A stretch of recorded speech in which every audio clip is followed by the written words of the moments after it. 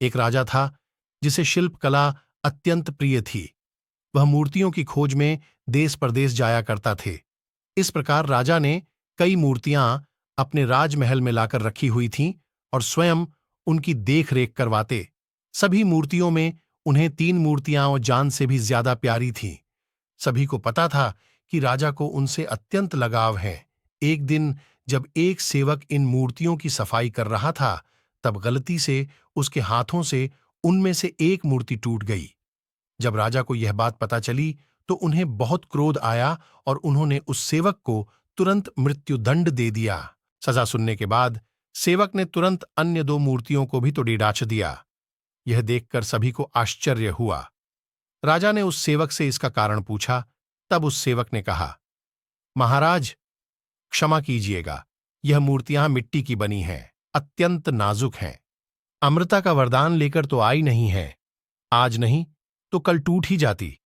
अगर मेरे जैसे किसी प्राणी से टूट जाती तो उसे अकारण ही मृत्युदंड का भागी बनना पड़ता।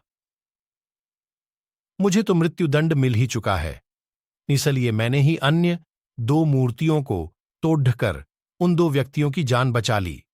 यह सुनकर राजा की आंखें खुली की खुली रह गईं।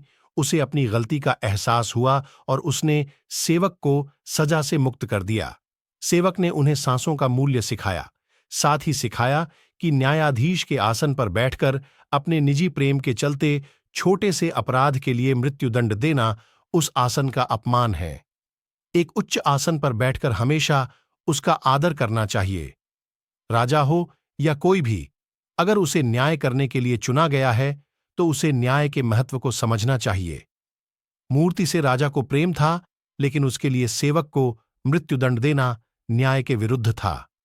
न्याय की कुर्सी पर बैठकर किसी को भी अपनी भावनाओं से दूर हटकर फैसला देना चाहिए।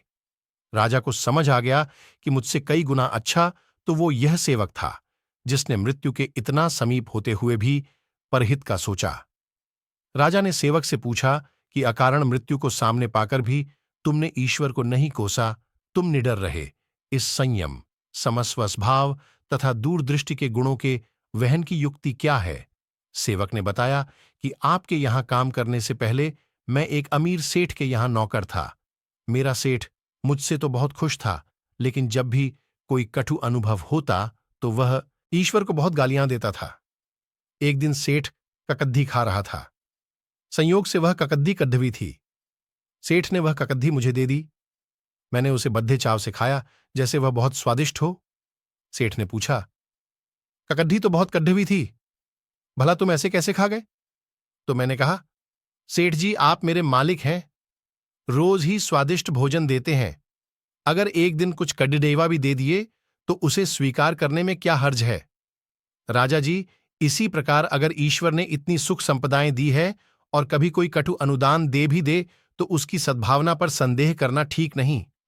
जन्म, जीवनयापन तथा मृत्यु सब उसी की देन है।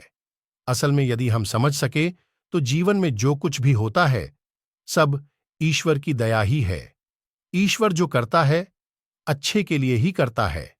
यदि सुख दुख को ईश्वर का प्रसाद समझकर संयम से ग्रहण करें तथा हर समय परिहित का चिंतन करें